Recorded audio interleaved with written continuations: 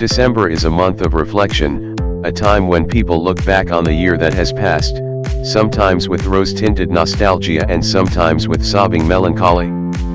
At Aston Martin, the spirit of introspection has bitten hard, although with some distant coordinates programmed into the corporate time machine. Because the British company has announced it's going to produce a continuation version of the DB4 GT, a car that was first introduced back in 1959. Aston isn't the first manufacturer to reissue one of its classics. Jaguar produced 6 lightweight E-types using chassis numbers that were issued but never used in period, and is now doing 9 XKSS Roadsters. Various other low-volume models have been put back into ultra-limited production, including the Shelby Cobra and the DeLorean. But the DB4 GT is perhaps the most ambitious such project yet, with Aston announcing that it plans to produce 25 lightweight GTS. Only 75 cars were produced during the original run, of which only 8 were the stripped-out lightweights.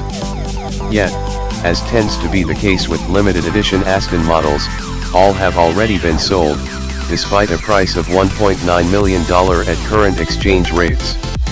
Then again, that's still only about half what original DB4 GTS are selling for. The new cars will be made in exactly the same way as the originals, with thin-gauge aluminum panels fitted over a tubular frame. Power will come from a straight 6 engine with twin spark plugs per cylinder that produces a claimed 331 horsepower and breathes through triple twin choke Weber carburetors. This is very similar in design to the original engine, but capacity has gone up from 3.7 liters to 4.1 liters, and output has risen by 30 horsepower.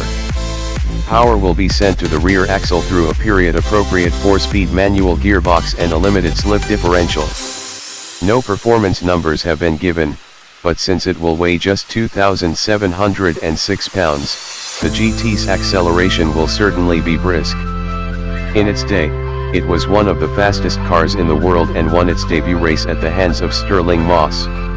Aston says it will issue the new cars with bins following on from those given to the original cars, and they will also be built in almost the same place, Aston Martin's works division in Newport Pagnell, England, which sits on part of the site of the company's former factory. As such, they will be the first cars made in Newport Pagnell since production of the first-generation Vanquish ended there in 2007. Buyers won't be able to enjoy the DB4 GT's doubtless considerable charms on the road, with no modern safety or emissions gear. They're being sold for track use only.